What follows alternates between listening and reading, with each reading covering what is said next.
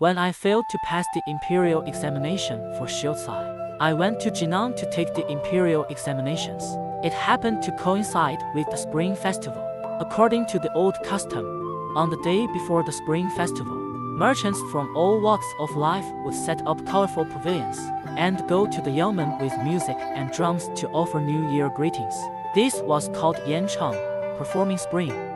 I also followed my friends to watch the excitement. There were many spectators that day. The surroundings were crowded like a wall. In the main hall sat 4 officials dressed in red, sitting opposite each other. I was young then and didn't know what kind of officials they were. I only heard the noisy crowd and the thunderous music. Suddenly, a man led a child with disheveled hair, carrying a pole with a load on his shoulders. He seemed to say something.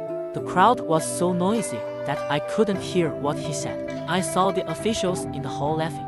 Then a bailiff loudly ordered them to perform magic tricks. The man agreed and was about to start performing, asking what kind of trick they wanted.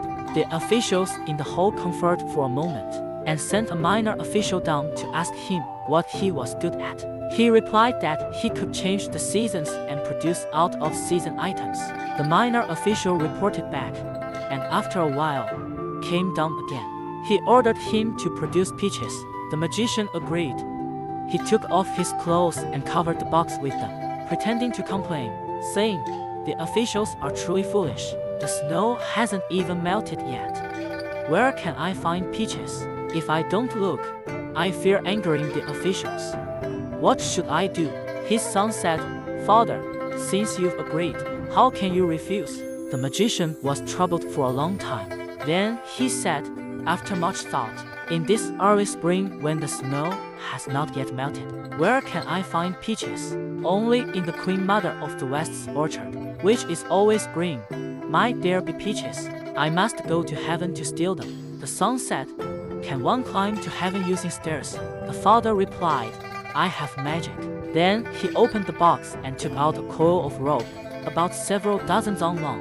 He took one end of the rope and threw it into the air. The rope immediately hung in the air, as if something had caught it. After a while, the rope was thrown higher and higher, disappearing into the clouds. The rope in his hand was also used up. He then called to his son, "Son, come here. I am old and my body is heavy and clumsy. I can't climb up. You have to make the trip." He handed the lower end of the rope to his son, saying, "Hold on to this, and you can climb up." The son took the rope, a look of distress on his face. He complained, "Father, you are too foolish. With just this thin rope, you expect me to climb up to the sky 10,000 feet high. What if the rope breaks halfway? Won't I be smashed to pieces?" The father patted him and coaxed him, saying, "I have already promised. It's too late to regret it. I have no choice but to trouble you, my child. Don't complain.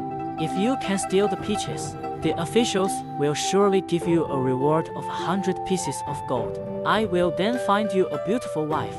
Only then did the son grab the rope and began to climb up spirally, hand over hand, foot over foot, like a spider climbing up its silk thread, gradually climbing into the clouds until he was out of sight.